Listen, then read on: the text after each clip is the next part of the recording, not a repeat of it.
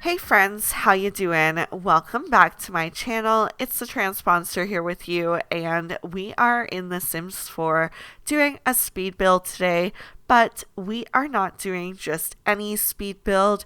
This is actually a speed build for my not so very let's play that we have had going on for 21 episodes now. So the next episode that would be coming out would be episode 22.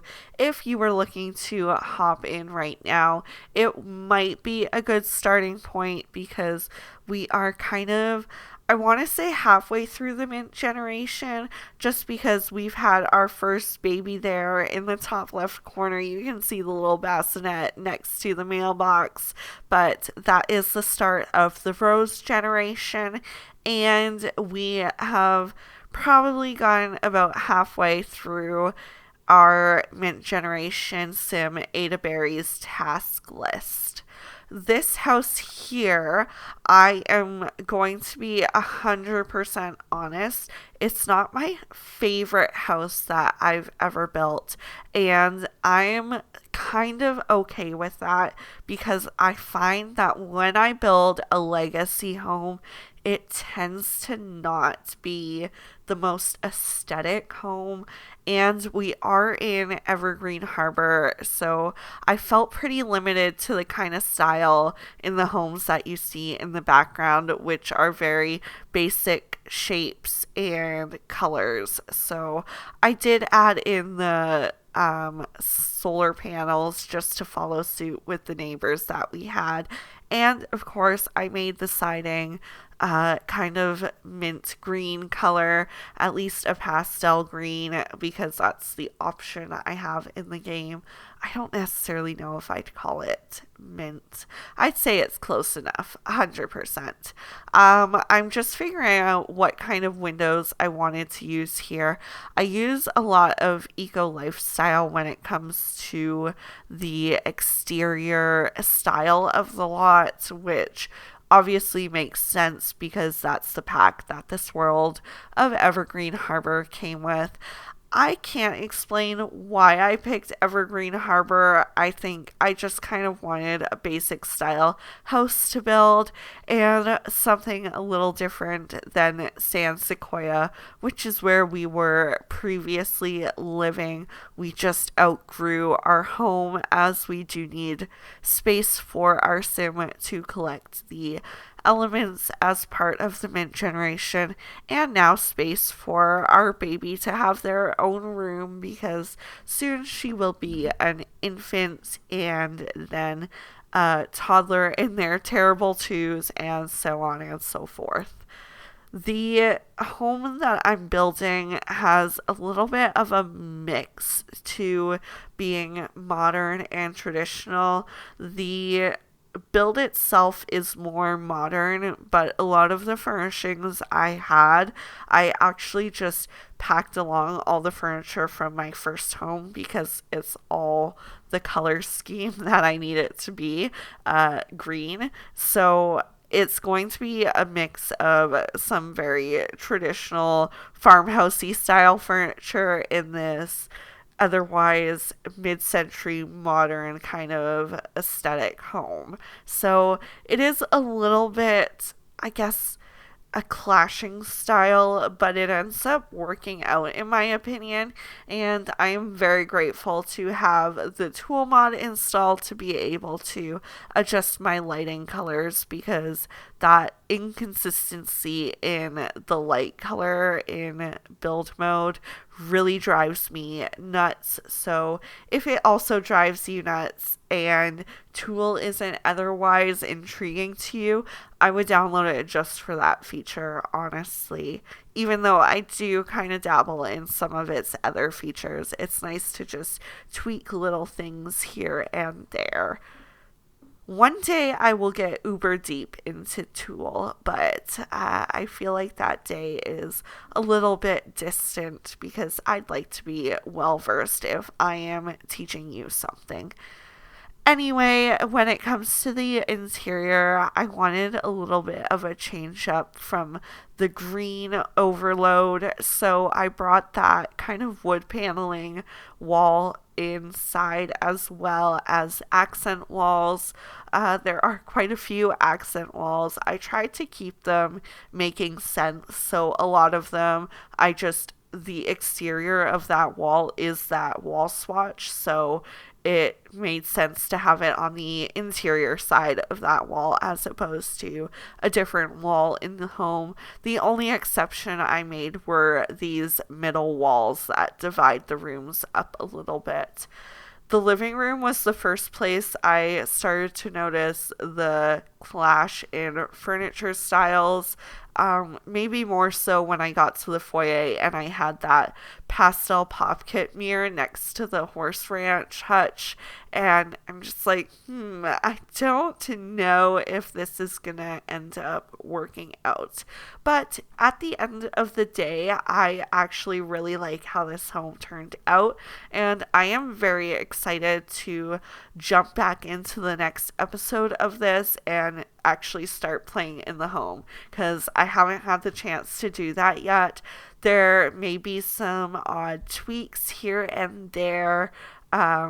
It'll be after I upload the build for sure, because I wouldn't want my Sims, Kyle Kyleson, my heir's husband, or not my heir.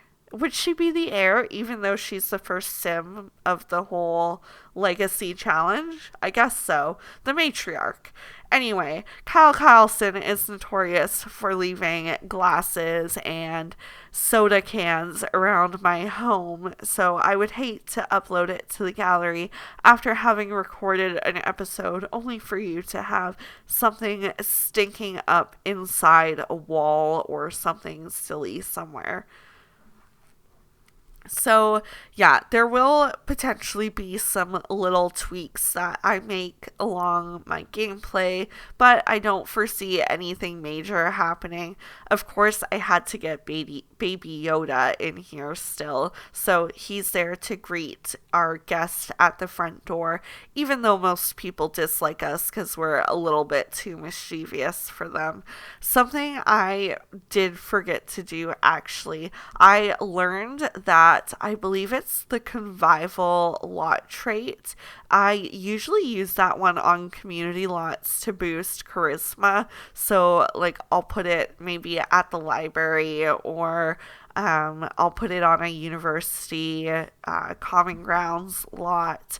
But anyway, apparently that lot trait also helps the mischief skill. So it's going to be worthwhile for me to throw it on this lot. So that is something I am going to do before I do upload it to the gallery.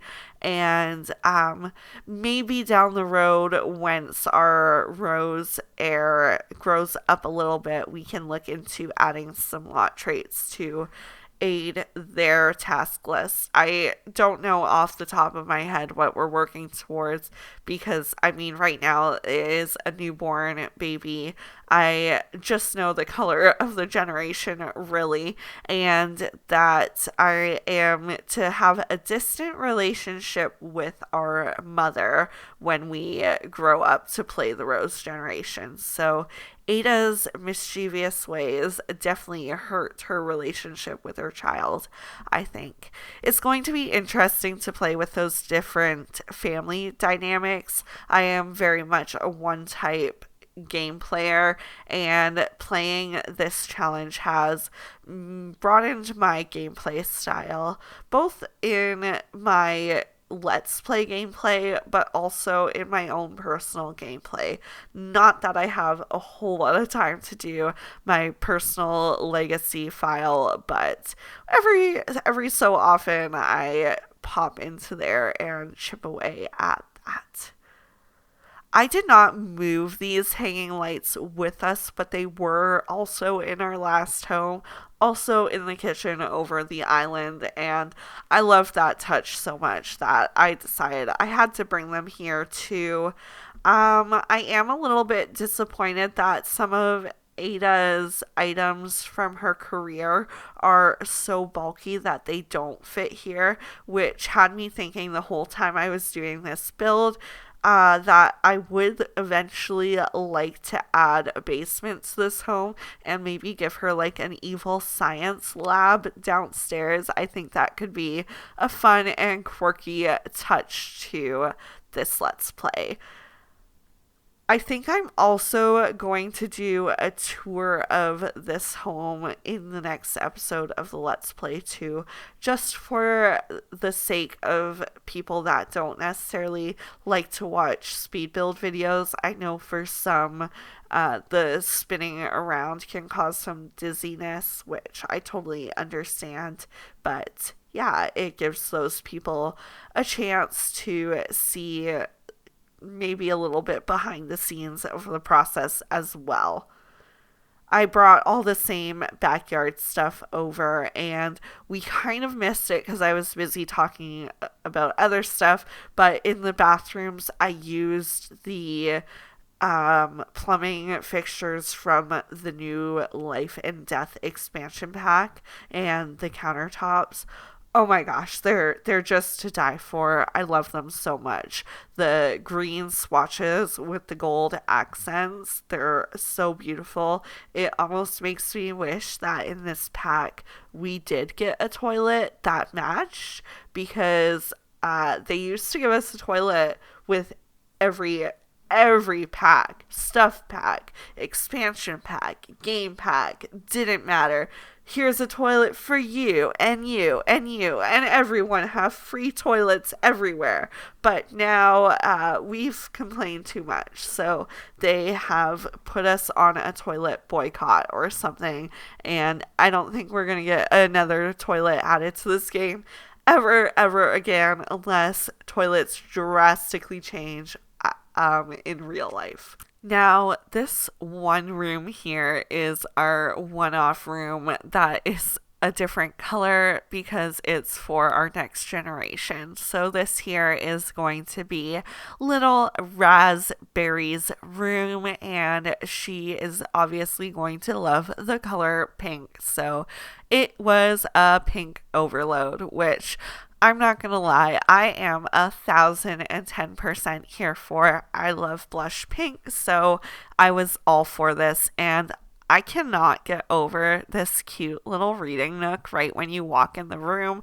I know that the pillow and little toy carriage thing there are just decorational items, but they are so cute, and the idea of a little infant Sim curling up on the pillow while their mom reads in the chair is just so cute to me.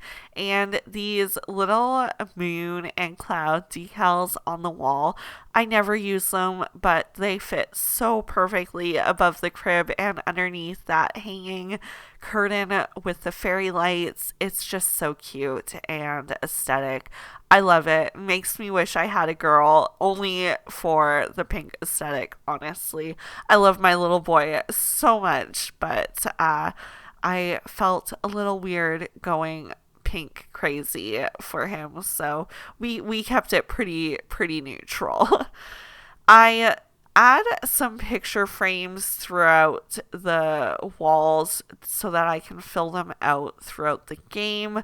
They're going to be empty for a little while because I don't want the same pictures all throughout. I've already got kind of all the same pictures of Kyle and Ada because they look the same every single sim day, but I will want to get pictures of Raz over the years and certain life events. So yeah, I didn't really know what to do with Ada's office because I kind of moved the desk into the hallway at the front there, and I didn't want to change that because it's like a cute little family desk area with Baby Yoda watching over, but I added in like a little reading area and the chemistry lab that she earned from her career, so at least she can do some sciencey things before we build that basement lair for her.